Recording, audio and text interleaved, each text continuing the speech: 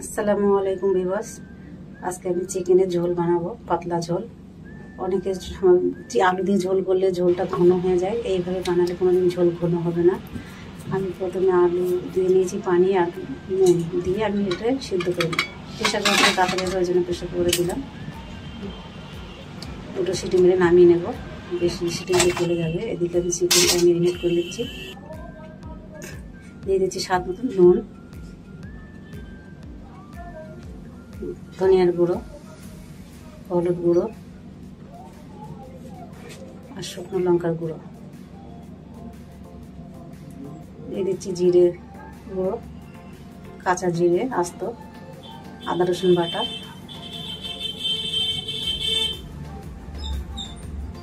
সরষের তেল, আপনার চাইলে সাদা তেলও দিতে পারেন।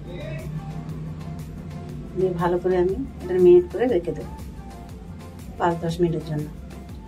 এদিকে আমার আলুটা সিদ্ধ হয়ে গেছে, নামিয়ে নেব। নামিয়ে নিয়ে আমি কড়াই ভেজে নেব। কড়াই আমি সরষের তেল, হলুদ আর নুন দিয়েছি, দিয়ে আমি ভালো করে একটু ঘুরিয়ে নেব যাতে চারিদিকে তেলটা লাগে। দিয়ে আমি আলুগুলো ভেজে নেবো এক এক করে।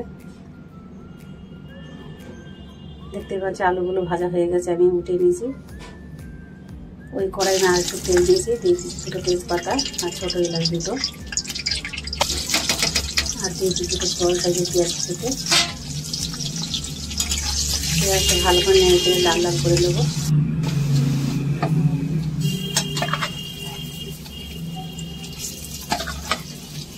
দেখতে পাচ্ছেন আমি একটু নেড়ে চেড়ে নেবো ভালো করে।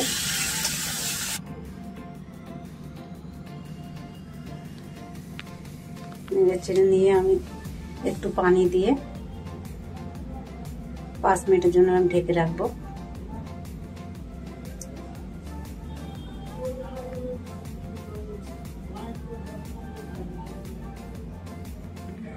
5 মিনিট পরে দেখতে পাচ্ছেন তলা থেকে তেল উপরে চলে এসছে, পানিটা শুকিয়ে গেছে, ভালোভাবে কষা হয়ে গেছে। এবার আমি দিয়ে দেবো পানি। একটু পাতলা ঝোল করবো তো, এই জন্য একটু বেশি করে আমি পানিটা দিচ্ছি। চিকেনটা ভালোভাবে হয়ে গেছে। এবার সিদ্ধ করে ভেজে রাখা আলু আমি দিয়ে দিচ্ছি। বেশ 2 মিনিটের মতন জাল দেবো। 2 মিনিট পরে আমার হয়ে যাবে। উপর থেকে দিয়ে দিচ্ছি ধনে পাতা, আস্তে দিচ্ছি কারণ এটা 2 মিনিট হলে তাতেই গলে যাবে।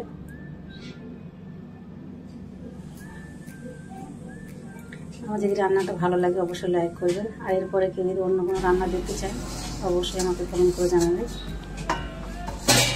ধন্যবাদ।